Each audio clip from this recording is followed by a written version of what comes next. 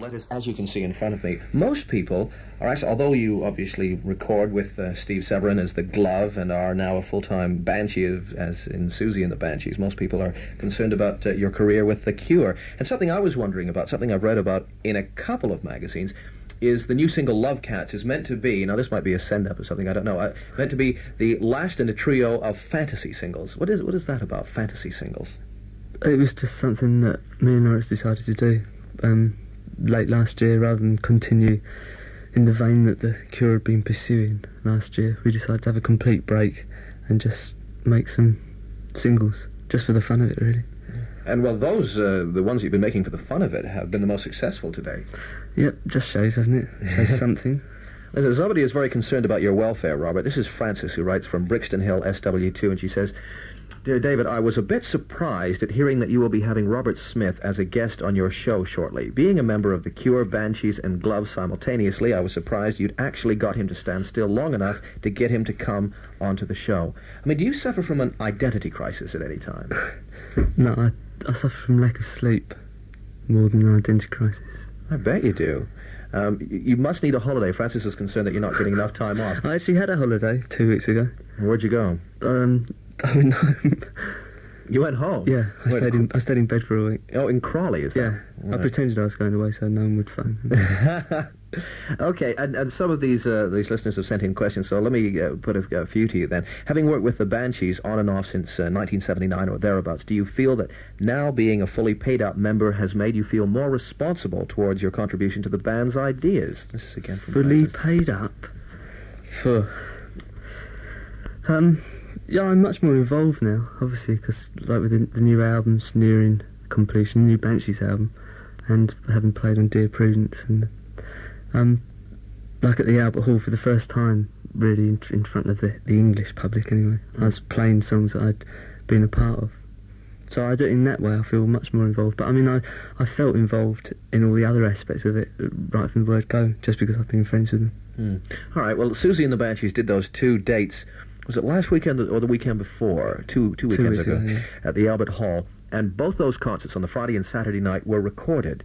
Now, that will be, what, a single live LP or a double live LP? A double live LP now.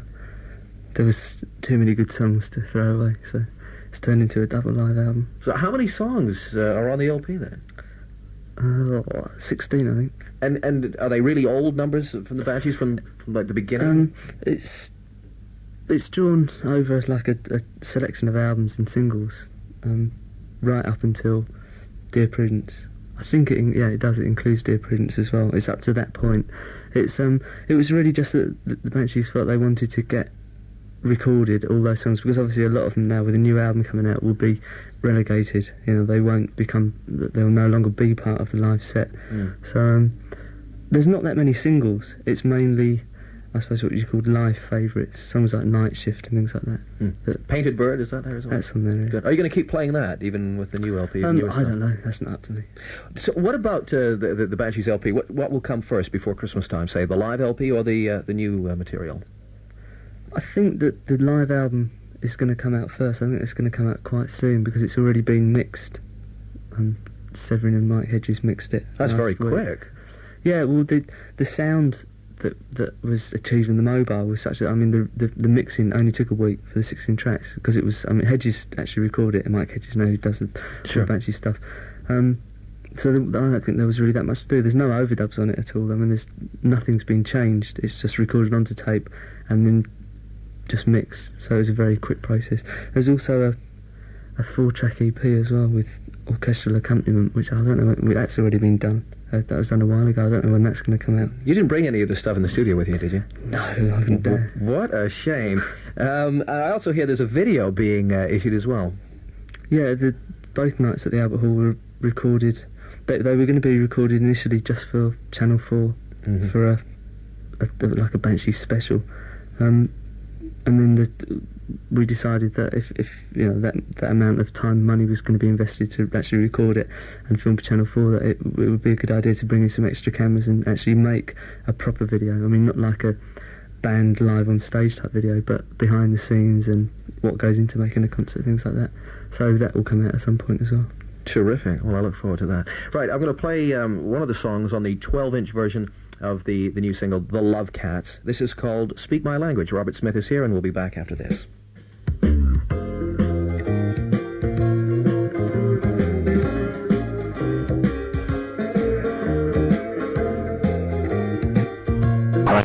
Of The Love Cats, which is just out.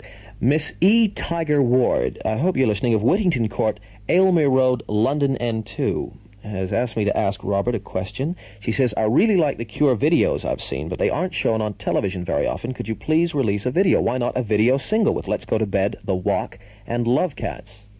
Well, how about that suggestion? We were going to do a compilation video. I mean, we've done far more videos than anybody's ever seen in England. We've made videos for singles since 1015, which is the very first single, I don't know, 4.5 years ago. Yeah. So there's at least 10 or 12 now, including like live footage of us and things. But again, it all takes time, and it's something that the Cure have never done is release things just because there's a demand for them. It all seems a bit pointless. I'd rather take time out and make sure that the whole package is right and then release it. If people are still interested, then they'll buy it. If they're not, then it doesn't really upset us. What about the Love Cats and the other songs that are available with that on the 12-inch and the B-side of the 7-inch? Were they recorded a while ago, or are they fairly recent recordings? No, they're very recent. The songs were like written, sort of. We wanted to do a single to follow up Let's Go to Bed in the Walk, but we wanted to do something very, very different. Mm-hmm. And I just had an idea for making a pretend jazz single. And we played in America earlier this year, a couple of months ago, and ended up playing a festival in France. So we booked some time in the Polydor studio in Paris and just went in there for 5 days and just really had a 5-day party, and that's what came out of it. It sounds certainly like a lot of fun. What was it like in America? Did they know you there? Oh, yeah, it was quite strange because we've played there before, but everybody's known us through things like Pornography and Faith. With Let's Go to Bed, which is I despise, it was quite a successful single in America. It's like got into the Billboard disco charts and things like that. Really, real horror story stuff. So quite a lot of the audience came along expecting to see a group that played that type of music. So in a way, it was the most enjoyable time I've had in America because we could play songs like 100 Years and things to an audience that was quite young and expecting pop. And it was quite a powerful feeling, just presenting them with this really grotesque on-stage sound, and they were all like thinking, but where's the pop? Where's the pop?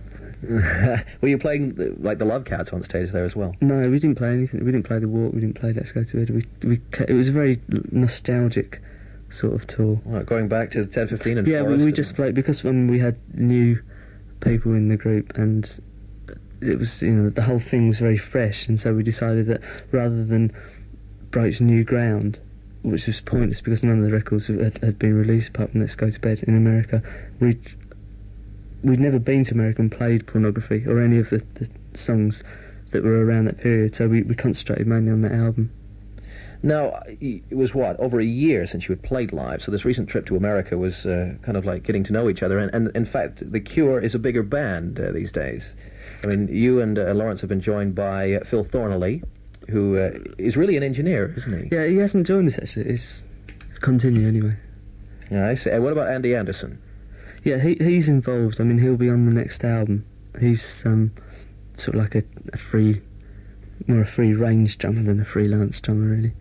He played on the Glove things, and he's just like a very inventive drummer. But he just gets on with us, which again is something that's quite unique. Most people don't. But Phil hasn't joined us. He really just did that stint. It was like he took a month out of his schedule, yeah, because he engineered Pornography. He really did it as a holiday. I mean, he's now mixing Duran Duran in Australia, and he's got his own career as well. You know, he's trying to be me on the quiet, I think. He's released a couple of singles, but no, I don't think he'll be involved in the future with The Cure. Are you looking for another full-time bass player then? I mean, after having had him... Oh, I can't say that we are, otherwise I'll get inundated. like last time with the girls who wanted to sing with you. Yeah. Where's the letter here? Oh yeah, this is from Richard Hare, I think that is, of Trent College, Long Eaton in Nottinghamshire. And amongst his questions, when Lawrence Tolhurst is not playing with The Cure, what else does he do? Is it true that he is going to open his own shop? What is this? Oh, dear me. That was Severin stitching up Lawrence in an interview, I think. He's been producing, strangely, or not strangely, depending if you know him or not. He's produced a French group called Baroque Bordello, and he's produced a group called And Also the Trees, who supported The Cure a long time ago. And he's currently in the studio with Paul Thompson, who appeared on Riverside, who will appear on Riverside next week with The Glove, and who was an original Cure guitarist, and also Paul Bell, who's singing, who's from a group called 01, who supported us. I mean, the whole thing's it's really, really complicated. I mean, you don't understand it, I don't understand it, but that's what he's doing at the moment. All right, I'm going to play Susie and the Banshees now. A lot of people, I think, were surprised that the version that you recorded of Dear Prudence is not a million miles, really, from the Beatles' own version of the song that appeared on the White Album, unlike, say, the Banshees' treatment of Helter Skelter, which really they made their own. Was this idea to do Dear Prudence one that's been around for a long time? Because I'm surprised to learn that it's the highest-placed single Susie and the Banshees have ever had. Yeah, we're all surprised about that, really. I think it originally came from Severin. It's just one of the songs that he holds dear to his heart. And that when we started playing it, we messed around with it a bit in the studio. There just didn't seem to be any point in radically changing it, because it sounded like a song that the Banshees would play. I mean, it's not like a Banshees song, but as soon as Sue started singing it, it immediately became a Banshee song. It would have been totally pointless to have tried to change it just to make it into a Banshee sound. Okay, well, here it is now. Possibly going up the chart tomorrow, who can say? The new chart, of course, at lunchtime. Susie and the Banshees, Dear Prudence. Robert Smith is with me. Most people I know that went along to see you at the Albert Hall gig came back raving about it. I have read some people in the press who said they are concerned that Susie and the Banshees seem to be getting a bit psychedelic. I mean, do you see the band going psychedelic? I mean, do you know what those criticisms are about? Well, the concerned mother figures in the press. Yes, I spend many sleepless nights worrying about the Banshees going psychedelic. I think it's all total nonsense. It's just another, small item of news that people who write for papers like to write about.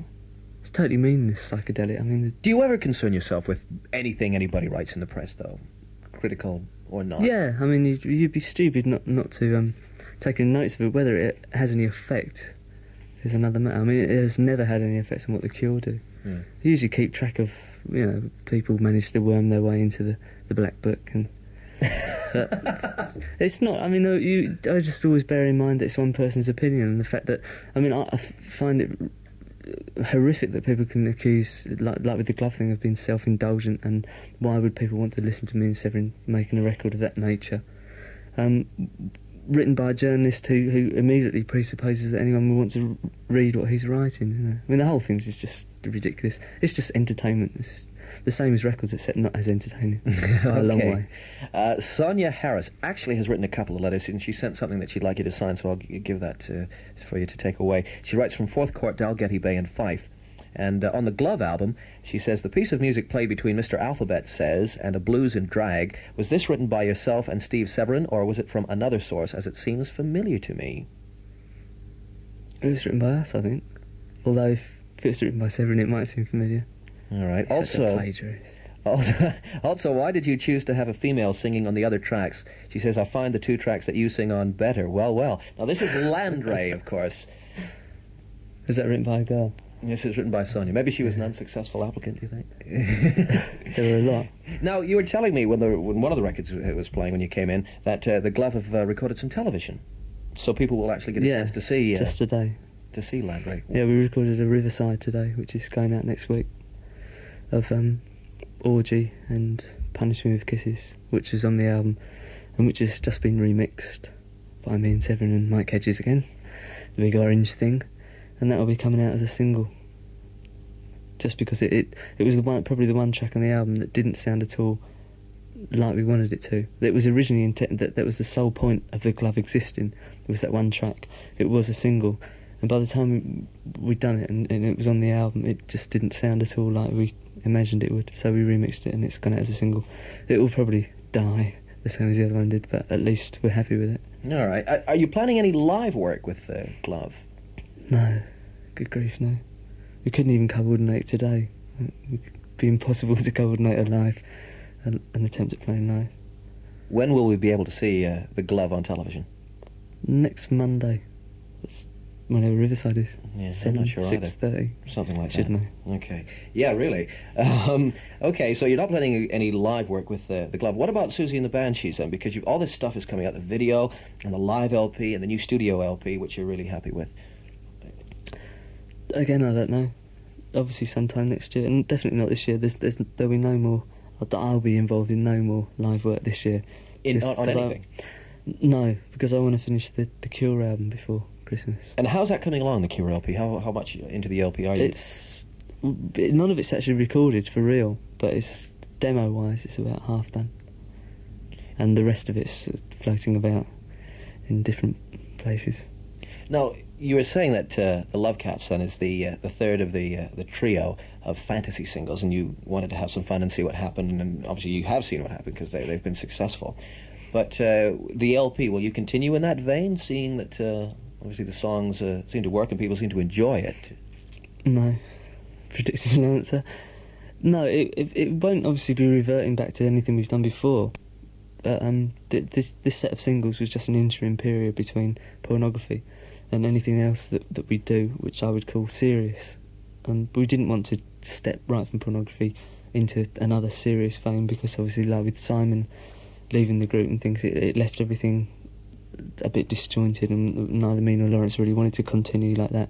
And now we feel more able to launch ourselves back into something with a bit more weight. But I mean, it'll still be melodic, I suppose, after a fashion, but certainly there'll be nothing like the Love Cats on it. I think I already know the answer to this, but I mean, if you hadn't had success with the Love Cats and the Walk and Let's Go to Bed, would there still be a Cure? Okay. Yes, there would. I would have thought so. Tell us about the Love Cats then. What gave you the idea with all this sort of tongue-in-cheek sort of 50s jargon that you use in the song? 60s. Is it 60s? Definitely early 60s beatnik. It was really just it was just an atmosphere that we tried to develop in the studio. I mean, always we've developed atmospheres, just they've usually been very heady atmospheres, very I don't know, people call them doomy or gloomy or something, but they've been beyond fun. Whereas with the Love Cats, we really went into the studio for 5 days and just decided to literally have a party for 5 days, just to invite people in, that we'd met, and it shows. I think. Like Phil had never ever played a double bass before, and we used things like the vibes, and Andy used brushes playing the drums. The whole thing was just done live. We'd get into the mood, establish the party, and then go out and record, and then that's how we recorded the 3 tracks. Okay. But we knew before we went in that it would turn out like it has done, which is good. I mean, it was something that I'd wanted to do for a long time anyway, was to just really have a fun time in a recording studio with people that I liked and just make a record. Self-indulgence. Listen, Robert Smith, thank you for coming along. I look forward to certainly getting all the Banshee stuff that's coming out soon. The Glove single should be out before Christmas time, do you reckon? Yeah, it will be. Okay, and the Cure LP sometime just after Christmas? Yeah. Okay, the current single now, though, from the Cure, this is The Love Cats, and I'll give you your mail, and you can take home and you can try and work out some of these weird questions. Album Doppelganger. This is Lifeboat Party by Kid Corral and the Coconuts, especially for Mary.